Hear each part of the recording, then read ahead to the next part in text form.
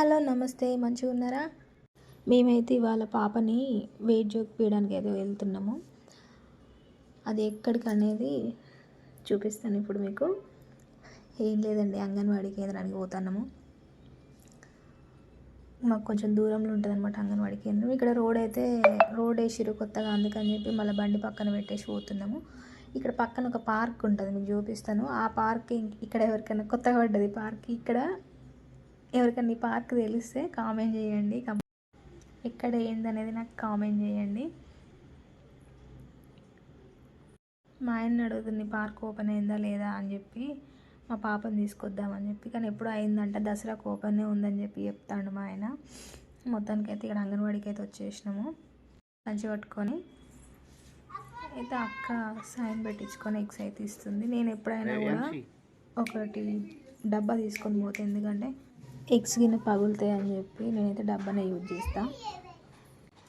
First మనం వెళ్ళంగానే face capturing తీసుకుంటుంది. తీసుకున్నాక తర్వాత సైన్ పెట్టించుకొని తర్వాత రేషన్ ఇస్తుంది అనమాట మనకి. ఇప్పుడు కొత్తగా ఫేస్ క్యాప్చరింగ్ అనేది వచ్చిందంట. అంతకుముందుకైతే సైన్ పెట్టించుకొని ఇచ్చేటోళ్ళు, కానీ ఇప్పుడైతే అట్లా ఇవ్వట్లేరు. ఎవరైతే మదర్ ఉన్నారో వాళ్ళకైతే కంపల్సరీ ఫేస్ క్యాప్చరింగ్ చేసుకొని ఇస్తున్నారు. నేను ఆ వీడియో తీయడం మర్చిపోయినా, ఎందుకంటే పర్మిషన్ అడగాలి కదా ఫస్ట్. నా బిడ్డ పోయింది పలక పట్టుకొని అలా కూర్చొని ఆడుతూ ఉంది. వెయిట్ జోకుదామని చెప్పేసి సెట్ చేస్తుంది అక్క అంతా.